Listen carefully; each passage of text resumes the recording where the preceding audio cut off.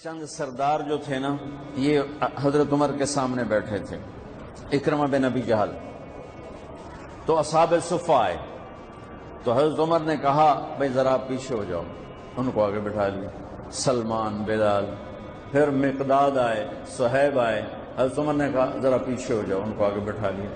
پھر دوسرے آئے، آپ نے کہا تم ذرا پیچھے ہو جاؤ۔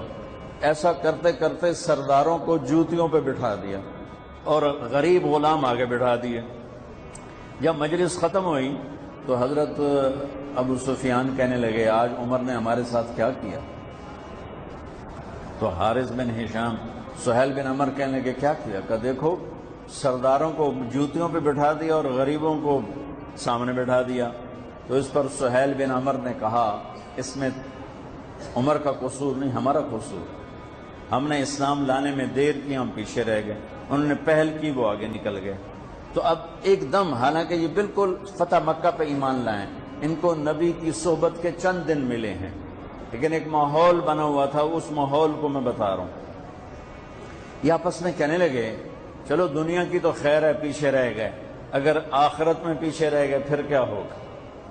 اس خیال کا آنا تھا کہ چاروں آگے حضرت عمر کے پاس کہ عمر تم نے ہمیں سامنے سے اٹھا کے جوتیوں پہ بٹھایا، ٹھیک ہے ہم حقدار ہیں، لیکن ہمیں پریشانی یہ ہے کہ ہم چاہتے ہیں کہ آخرت میں تمہارے برابر ہو جائیں، ساتھ ہو جائیں، آگے تو جا نہیں سکتے، پیچھے نہ رہ جائیں، کوئی راستہ ہے؟ تو حضرت عمر نے فرمایا ان لوگوں نے اللہ کے نام پہ اپنی قربانیاں پیش کی، تم اللہ کے نام پہ اپنی جان پیش کرو، مال پیش کرو، تو تم بھی ان کے ساتھ ہو جاؤ۔ تو یہ کہنے لگے جی بالکل ٹھیک۔ تو یہ سارے قریش کے سردار مکے آئے اور مکے سے بمع خاندانوں کے انہوں نے ہجرت کی، 400 بڑے سردار انہوں نے مکہ چھوڑا۔ جب یہ مکے سے نکلے تو سارا مکہ رو رو کے برا حال کر رہا تھا۔ تو حارث بن ہشام رضی اللہ تعالیٰ عنہ، یہ ابو جہل کے بھائی ہیں، ابو جہل کے بھائی ہیں، حکم بن ہشام اس کے یہ بھائی ہیں حارث، یہ کھڑے ہو کر انہوں نے چھوٹی سی تقریر کی، فرمایا کہ دیکھو میرے بھائیوں، اللہ کے نبی نے دعوت دی، ہم پیچھے رہ گئے، ہمارے غلام آگے چلے گئے، اور اتنا آگے گئے ہیں کہ اگر یہ مکے کے پہاڑ سونا بن جائیں اور میں سارے خرچ کر دوں تو ان کے ایک دن کا اجر میں نہیں پا سکتا۔ میں چاہتا ہوں کہ ہم اپنی جانوں کا نذرانہ پیش کر کے ہم ان کے ساتھ ہو جائیں۔ یہ قافلہ جب ملک شام پہنچا تو یرموک کی جنگ سر پہ آ چکی تھی۔ یرموک کی جنگ میں رومن امپائر ٹوٹی اور اس کا فیصلہ ہوا اور ان کو شکست ہوئی۔ اس میں 3 لاکھ کا لشکر تھا رومن امپائر کا، اور صحابہ کا لشکر تھا 30,000، تو 10 گنا بڑا لشکر تھا۔ تو 9 دن یہ جنگ چلتی رہی کہ یہ لوگ وہاں پہنچے۔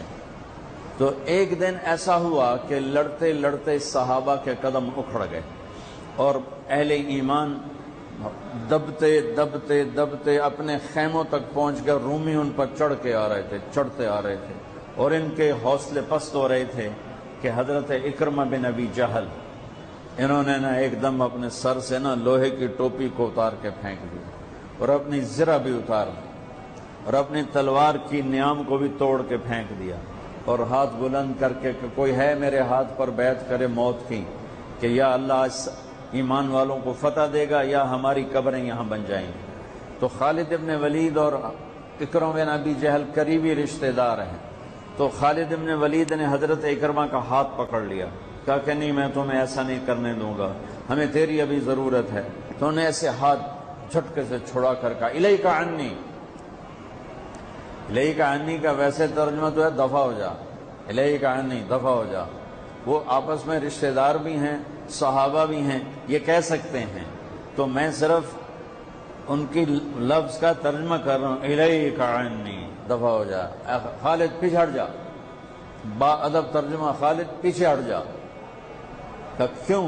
کہ میں اور میرا باپ ساری زندگی اللہ کے نبی کی دشمنی کی اور ان کے خلاف لڑتے لڑتے لڑتے زندگی گزار دی، آج اس داغ کو دھونے کا دن آیا ہے، آج میں اپنی جان دینا چاہتا ہوں تاکہ میرے دامن پر جو اللہ کے نبی کے ساتھ جنگ کے دھبے ہیں ان کو میں دھو دوں، لہذا میں تیری بات نہیں سنوں گا۔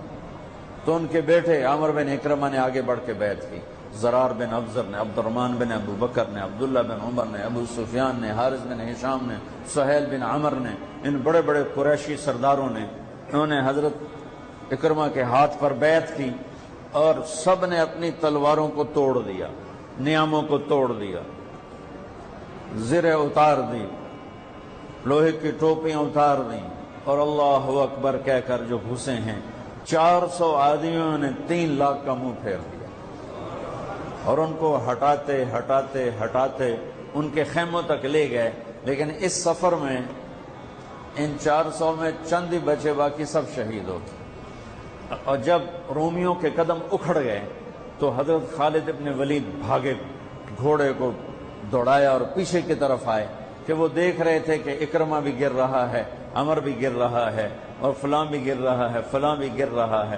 تو یہ جلدی سے بھاگ کے پیچھے آئے تو دیکھا تو ان کے بیٹے تو ختم ہو چکے تھے اور اکرمہ کے تھوڑے سانس چل رہے تھے، تو انہوں نے بیٹے کو یہاں رکھا، اکرمہ کے بیٹے عمر کو، اور حضرت اکرمہ ابو جہل کے بیٹے کا سر اپنی گود میں لے کر تھوڑا پانی منہ میں ٹپکایا نا، تو انہوں نے اس سے آنکھیں کھولی، کہا کون ہو؟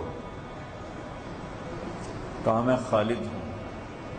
کہا لمن الدبرہ، کیا فیصلہ ہوا؟ تو خالد نے کہا مبارک ہو، اللہ نے ایمان والوں کو فتح دی۔ کہا اچھا، عمر کو کہہ دینا جو تم نے کہا تھا وہ ہم نے کر دیا۔ آئے ہائے، اور ساتھ ہی جان نکل گئی۔ تو خالد ابن ولید کے ایک دم آنکھوں میں آنسو آئے اور انہوں نے غصے سے کہا کلا زعم ابن الحنتمۃ اللہ نستشہد۔ عرب جب کسی کو پیار سے بلاتے تھے تو باپ کے نام سے، یا ابن عمر، اے عمر کے بیٹے، یا ابن الخطاب، اے خطاب کے بیٹے۔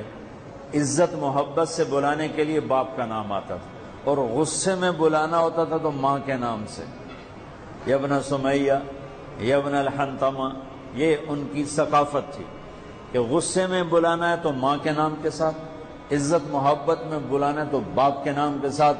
یہاں خالد ابن ولید کو عمر پہ غصہ چڑھا ہوا ہے، کلا زعم ابن الحنتمۃ اللہ نستشہد۔ اب خطاب کا بیٹا عمر بن خطاب، یہ نہیں کہا خطاب کا بیٹا، حضرت عمر کی ماں کا نام لے کر کہا کہ اب حنتمہ کا بیٹا یہ نہیں کہہ سکتا کہ ہم نے اللہ کے نام پر اپنی جانوں کا نذرانہ پیش نہیں